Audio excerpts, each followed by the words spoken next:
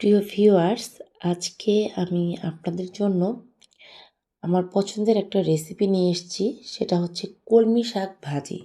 শাকের মধ্যে এই কলমি শাকটা আমার কাছে অনেক ভালো লাগে। আজকে সেই রেসিপিটা করে দেখাবো। এখানে আমি ২ আটির মতো কলমি শাক প্রথমে বেছে পরিষ্কার করে এটাকে কেটে ধুয়ে নিয়েছি। এদিকে কড়াইতে দিয়ে দিচ্ছি সর্ষের তেল। আমি সামান্য সর্ষের তেল দিয়ে এখানে কালো জিরা ১ চামচ কালো জিরা ফোড়ন দিলাম। তারপর এখানে আমি দিয়ে দিলাম পেঁয়াজ কুচি। আমি এখানে ৫-৬টার মতো পেঁয়াজ কুচি দিয়েছি।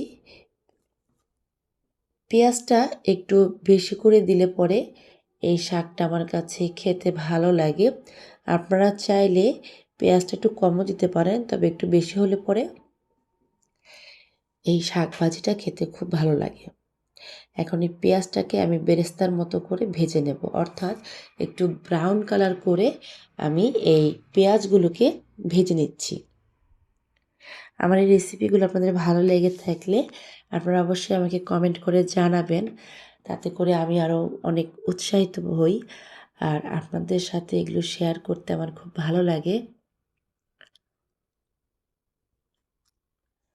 আমি ভালো করে পেঁয়াজটাকে ভেজে নিয়েছি। ৪-৫ মিনিট এটাকে একটু ভালো করে ভেজে নিতে হবে। যখন দেখবেন পেঁয়াজ দিয়ে খুব সুন্দর একটা মানে ভাজা যে স্মেল সেটা চলে এসছে, তখন বুঝবেন পেঁয়াজগুলো ভাজা হয়ে গেছে।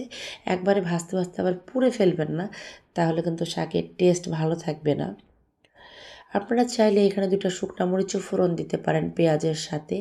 আমার হাতের কাছে শুকনা মরিচটা ছিল না, এজন্য আমি দিতে পারিনি। না হলে এই শাকে আমি একটু শুকনা মরিচও ফোড়ন দিই, তাতে করে খেতে বেশি ভালো লাগে। এবার ধুয়ে রাখা শাকগুলো আমি এখানে দিয়ে দিলাম। শাকটা কিন্তু আমি একবারে ঝুরি করে কাটিনি, একটু বড় বড় করেই কেটেছি। আপনারা চাইলে ঝুরি করেও কাটতে পারেন।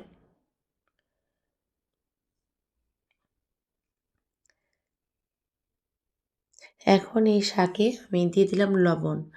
স্বাদ অনুযায়ী লবণটা দেব। তারপর দিয়ে দিলাম কাঁচামরিচ। প্রায় ৫-৬টার মতো কাঁচামরিচ মাঝখান থেকে চিড়ে আমি দিয়ে দিয়েছি। এটাতে একটা ঝাল বের হবে। এখন সব কিছু খুব ভালোভাবে মিক্সড করে দিচ্ছি। আপনাদের একটা টিপস দেই, আজকে আমি যেই রেসিপিতে কলমি শাক রান্না করছি, আপনারা নট অনলি কলমি শাক, যে কোনো শাক এই সেম রেসিপিতে রান্না করতে পারবেন। খেতে খুবই ভালো লাগে। স্পেশালি লাল শাক বা ডাঁটা শাক, এগুলো কিন্তু এই সেম রেসিপিতে রান্না করতে পারেন, খুবই ভালো লাগে। শাকটা অনেকটা মজে এসছে। আমি খুব একটা বেশি রান্না করব না, ৪-৫ মিনিট রান্না করেছি হাই হিটে। শাকটা হতে খুব একটা বেশি সময়ও লাগে না। আর সবুজ কালারটা যাতে করে নষ্ট না হয়ে যায়, এই জন্য আমি খুব একটা বেশি রান্না করব না। কারণ এই কালারটা নষ্ট হয়ে গেলে আমার কাছে দেখতে ভালো লাগে না। এর জন্য যখনই আমি এই সবুজ কালারের শাক বা সবজি রান্না করি, আমি খুব অল্প টাইমের জন্য রান্নাটা করি। ৪-৫ মিনিট রান্না করলে এটা সিদ্ধও হয়ে যায়। আবার শাকের কালারটাও একদম অটুট থাকে। ভাজিটা ভালো মতো হয়ে গেছে। আমি আরেকটু মিক্সড করে নিচ্ছি।